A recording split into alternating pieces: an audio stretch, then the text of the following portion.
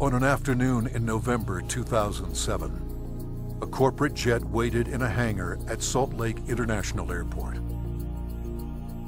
Its 4 passengers, scientists and executives from a global pharmaceutical company, were locked in negotiations with 3 men in a nearby building.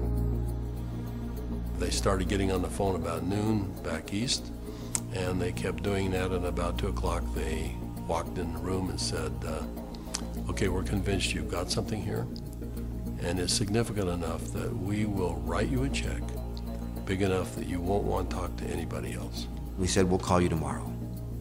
And we immediately adjourned into our conference room again to discuss the offer that they'd put on the table. How these men came together and the decision they made that day is the story of Asea's genesis.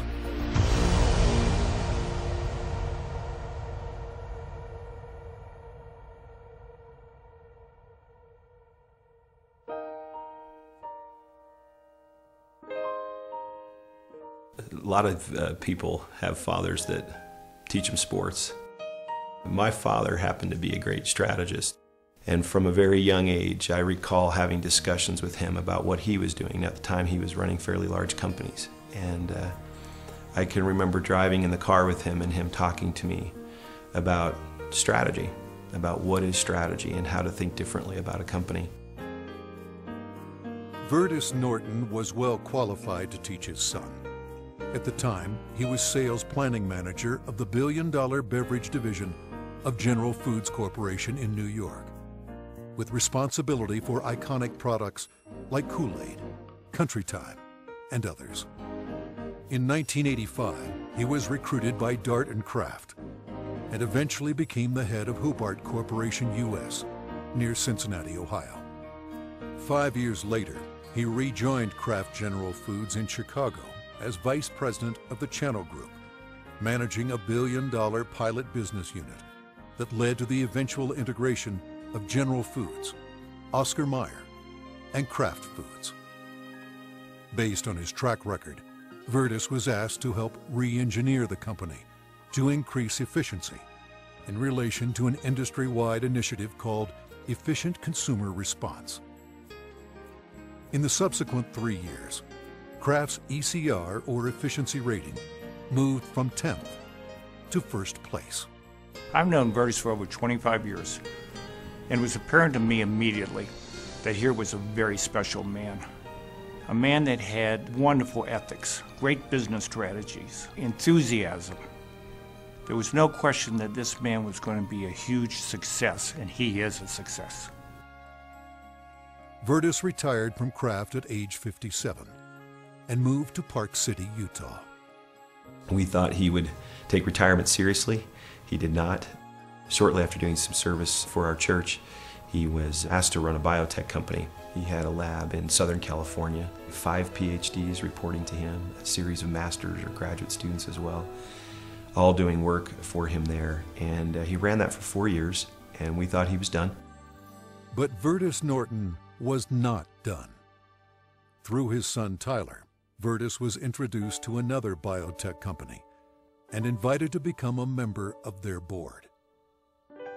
I recall coming to the house one afternoon only to find books strewn about his desk, chemistry and biology books, and I said, "Now what in the world are you doing now?" And he proceeded to tell me that he had been invited to sit on the board of this company that had an incredible technology. And I do recall him saying, "But they don't know exactly what they have."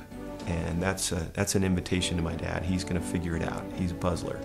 I was intrigued until they told me it was made from salt water. And I told them, this doesn't sound right, and you're going to have to convince me it's real. They said, well, we can do that. They said, we have a lot of research, and we'll give you some of the best research. You can look at it. And after running a lab and having my association with these people for 4 years, I knew what to look for. And I went through the science, and it was good, defensible science. Then they gave me a list of people to call, and I was calling Harvard, UCLA, University of Washington, University of Indiana, major labs across the United States, and everyone I talked to raved about the product, the way the company was intending for it to be used, And also they raved about the fact that you could drink this product and get a benefit from it. At the time, the product could only be produced in limited quantities through small devices. Highly unstable, it had to be used within minutes of production. But seeing the strength of the product, Virtus agreed to join the board of directors. As soon as I did that, they said, we're going to give you one of these devices to put in your house. We'd like you to become familiar with it. I started drinking the product that was made in this device, and my thinking cleared up. I had more energy. I felt better than I had for years, and now keep in mind I was in my 60s at that time. And I thought, holy cow, what is this? So I went to the first board meeting and found out that they were flat out of money. They were $1 million in debt. We said, let's see if we can help them find money. We tried for about 90 days, could not. Eventually the company folded, and they actually merged it with another company, an energy company. And when that happened, that company started selling off assets. Meanwhile, a family in New Hampshire was embarking on a major change. Jim Pack had been a highly successful consultant in the telecommunications industry. His son, Joe, had secured a position on the United States ski team. Wanting Joe to achieve his dreams, the family moved to Park City to allow Joe to train with the U.S. freestyle team for the 2002 Winter Olympics. So I'm living in a subdivision in Park City, Utah, and after a few years, another gentleman moves in a few houses up from me. This gentleman was named Virtus Norton. Now, Virtus and I became good friends, and actually we became good golfing buddies. I quickly came to realize that Virtus was something special in terms of his training, his business skills, his analytical ability, his integrity. Everything about Virtus was so much better than any executive, including governors or attorney generals, that I'd ever worked with. He was so competent. I was impressed. I made the decision on the golf course as we golfed, week after week. I said, I'm going to do something with this guy. One day we're golfing on the Park City Municipal Golf Course, and he's saying, I'm sitting on the board of this little company, and they've got a terrific product.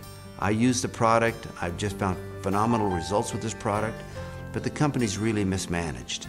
He said, the product is so good that I'm going to put together an investment company and acquire this product. And he pulled the golf cart over on the fairway and reached in his back pocket and pulled out a folded check, business check, that was blank.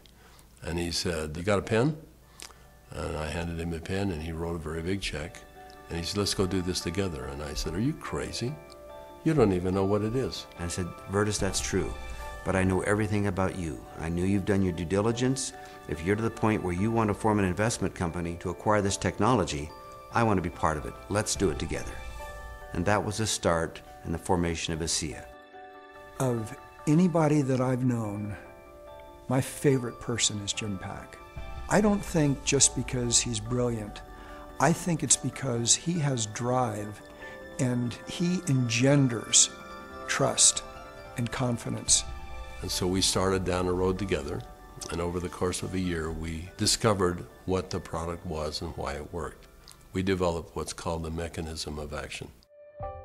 They discovered the product was based on redox biochemistry, a new field of science that emerged near the beginning of the 21st century. Redox signaling is a function central to all forms of life.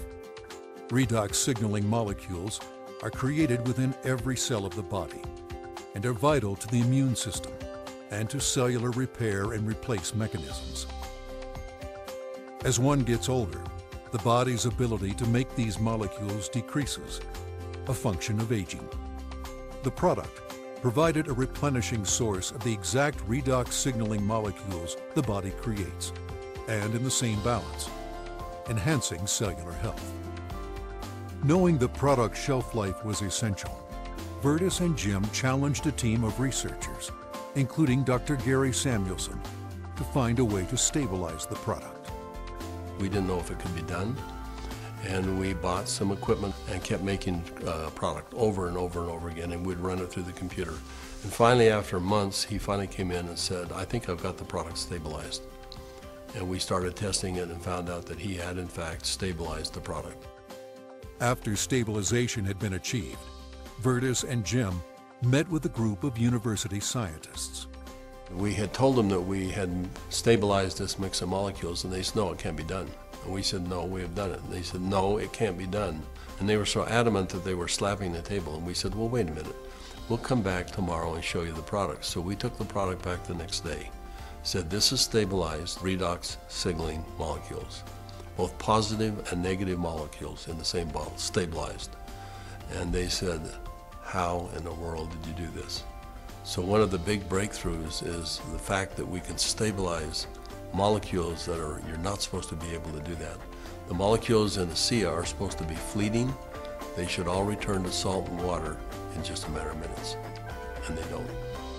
Meanwhile, Vertus's son Tyler had arrived at the pinnacle of his career in the financial services business. His father took occasion to explain to him the technology he and Jim Pack had acquired. He said to me, this is the product. He reminded me it was made from salt and water, and I was very concerned. At church the following Sunday, I was discussing some of the challenges of some of the members of our congregation, and I had a neighbor friend that we discussed the majority of that meeting, who, despite seeing a number of professionals and trying to solve a challenge that he had a significant issue, they were just not able to really help and find a solution for him. And it was then that this product popped into my mind. I wondered and asked, despite my doubts, could this help? Could this make a difference for him? I called Dad, and he said, of course it will help. Now, I didn't have that conviction at the time. He did, and he was willing to get some of that product. We got that product to my neighbor. And from that point forward, I felt confident that I had done my part. And given that I was still doubtful and even fearful, I kind of washed my hands from it. I think it was 3 months later when I received a phone call from the leader of our church. And he said, are you sitting down? And I said, don't start a call like that. What's wrong? And he said, this is good news. Are you sitting down? He proceeded then to tell me that he had just received some very good news, that my neighbor, whom we had given this product to months earlier, had received word that he was in fact improving and had improved a great deal. Of course, the question going through my mind was, well, did he drink this stuff? And that was what my church leader told me. He says, that's why I'm calling. He drank all of it, and he's confident that it's had a huge effect on his situation. I called my neighbor, and I needed for him to tell me what he had experienced. And he was quiet for a minute, as I recall, and said, do you have any idea what I think this has done for me and for my family? He began to tell me things that I've now heard multiple times over from people across all of North America, and how this product helped him and made a difference for his family. Frankly, this was a problem for me. This became a problem for me. It was my first indication that this could be real, this could be meaningful. By this point, Jim and my father had made a significant commitment to this product. They were moving forward. And I started to question kind of what I was doing, and feeling a need to get this product out to the world, watching the impact it was having. And I ultimately resigned in May of 2010 from a significant job, the job I'd spent the better part of 17 years getting to. And it was born of this sense and feeling that this product needed to be given to the world. I've known Tyler Norton for now over 20 years. He is a person who demonstrates integrity in all aspects of his business. He is able to motivate people to do things that are even beyond what they think they can do. You know, this came full circle for me about a few months ago. I happened to be out walking, and I looked ahead and saw a family coming towards me on the street. And as they got closer, I realized it was my neighbor that had been benefited by Asea. And I happened to be on the phone, and so we weren't able to talk. I kind of waved as we acknowledged each other, and he reached in his back pocket and pulled out a sport pouch of Asea, and then kind of subtly bumped his heart. And we didn't say anything, but I understood completely. It brought home the whole purpose of what we're doing. Now that the product was stabilized, Vertus and Jim began studying distribution models, retail, direct sales, internet, and network marketing. But first, they had a question. We actually wondered if people would drink a product that didn't taste very good, even if there was a perceived health benefit. And we said, let's find out. So we decided to find 40 people and create kind of a focus group, and we started giving it to them. We did that for about 2 months, and we said, let's go out and find out where we are with these 40 people. So when we went out and contacted them, we found out that the 40 people had turned into 135, and the product had been shipped to 20 different countries without our knowing it. And we said, well, we've got the answer we wanted. People will, I think, buy this product. When they determine that there is a perceived health benefit, they'll buy it. But in the meantime, we had contacted a friend, someone that Jim Pack knew and we had played golf with. And he was running a very big pharmaceutical company in New Jersey, about $10, $11 billion. And he finally agreed to send a group of people out and spend some time with us and see what we had come up with. So 4 people flew out on a plane, and we met in the conference room we had on the west side of the city for the better part of a day. We spread out all of the research that we had out on a table. And these gentlemen asked all the right questions. They thoroughly went through all of the science that we had, and as they do that, they'd call back to their headquarters and ask questions. About 2 o'clock in the afternoon, they came to us, and they said, we think you've got something really special here. We're going to write you a check that is large enough that you don't want to talk to anyone else. But there's a catch. And I said, what's the catch? And they said, you've got to shut it down. And I said, shut what down? And they said, you've got 135 people on this product right now. Shut it down. People have problems all the time, and they deal with them as best they can. You're going to have to walk away. And that kind of took us back a little bit. In fact, I said, that seems a little harsh to me. And they said, you want to work with us, you walk away. We said, well, we'll let you know. So we ushered them out of the building, and we huddled around the conference table. We came to realize that this had changed for us from a business play to something very important. This was a cause. This was a responsibility. We'd seen too many people helped by this product. We realized that the only option before us was network marketing. And in that conference room on that day, we made that decision to form a network marketing company. Asea LLC opened its doors for business in July 2009 with just a handful of independent associates. Today, there are tens of thousands, and their ranks are growing exponentially every month. In 2012, the company announced its entry into Europe, the first of many international steps to come. Every company has a vision, but for Virtus and I, our vision is just a little bit different given our age. This is not about making $1 million. This is about changing 1 million lives. One of my fondest memories is of a Meet Asea meeting that we held in Lexington, Kentucky. We had a huge group of people that came, very impressive group, and a lot of people coming up talking about what Asea had done for them personally. But at the end of the meeting, they invited me to come up and gave me a small treasure chest. Wasn't very big, but as you open up the treasure chest, it's filled with letters of gratitude and thanks.